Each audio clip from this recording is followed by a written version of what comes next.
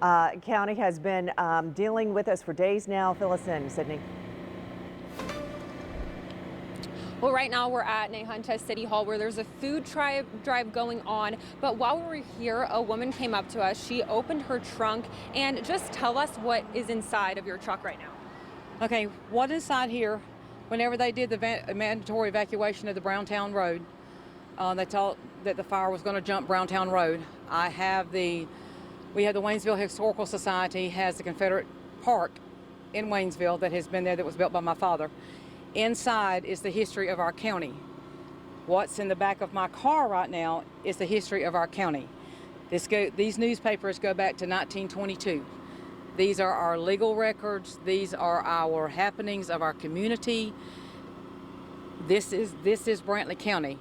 So when they came around and said, evacuate, leave, y'all have got to go now, I'm like, I've got to have 15 minutes to preserve our history of our county.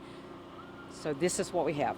Yeah, you said you had to go through some back roads to get to this, and you were just really hoping to save what you could. Why was it so important for you to, go back there and just save these pieces of history? Because history is important. Our young people, we need to let them know more about our history. My father built that park, and he has spent a legacy trying to promote history in our county and within our young people and our citizens. And people talk about insurance and replacing things and whatnot. Insurance cannot replace this right here. Insurance can't replace this. Insurance wouldn't be any good on this right here. This is 1922, this is 1925. You're looking at over 100 years of newspapers and news and legal things and historical facts, and that's just something that can't be replaced. And it's just a really big deal to me. It was a big deal to my family.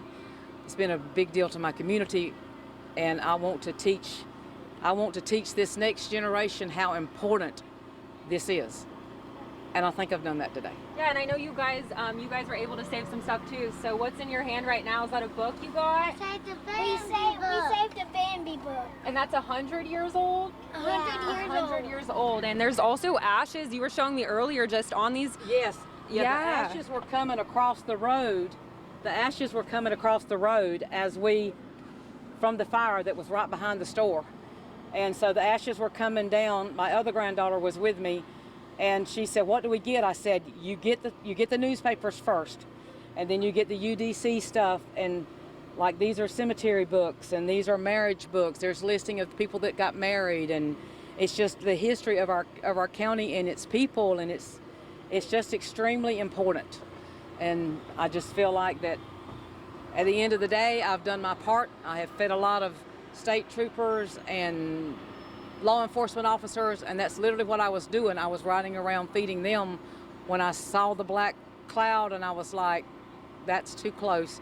And I went down 32, and when I realized where it was, I said, I've got to get to the park.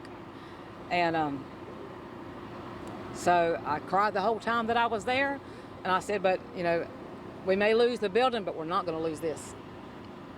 Well, thank you so much, Kathy, for speaking with us. We really, really appreciate it.